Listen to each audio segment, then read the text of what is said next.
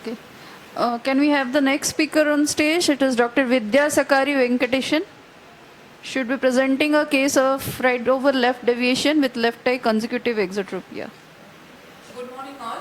I am going to present a case of Orwell with consecutive exotropia. Consecutive exotropia is a manifest exotropia that develops after surgical treatment of esotropia with an incidence rate ranging from 3% to 29% of all patients.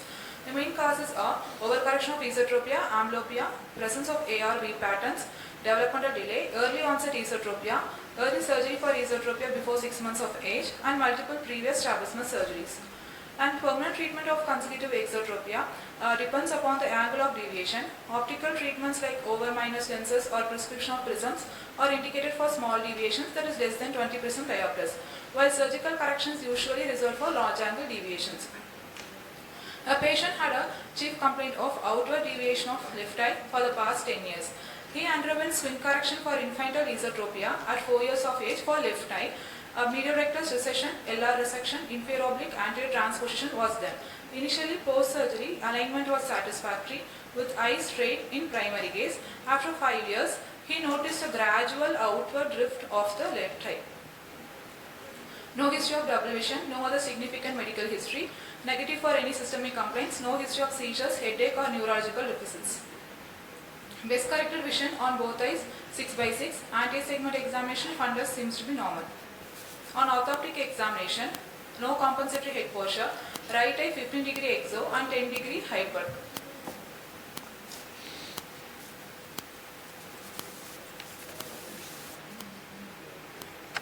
On alternate cover test, we have found that right eye is moving inwards and downwards and left eye is moving inwards to take the fixation.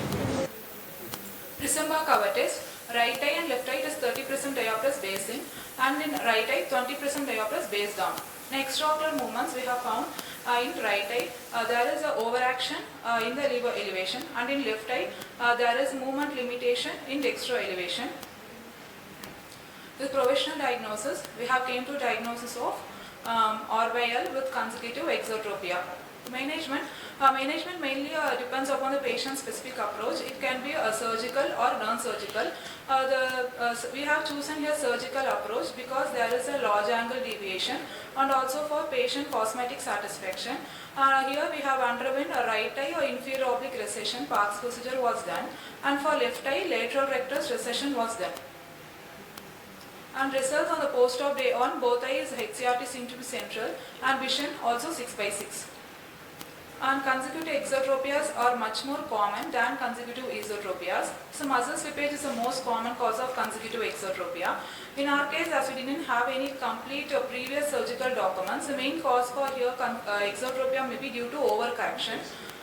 Strabismus surgery reoperations are a complicated issue and must be tailored to the surgeon. Proper surgical management should be performed after meticulous examination and careful assessment of the type and extent of previous surgical procedures and presence or absence of limited adduction. This case of consecutive exotropia highlights a common complication after esotropia correcting surgery. With appropriate technique and follow-up, surgical outcomes are often successful in restoring alignment and visual function. Thank you.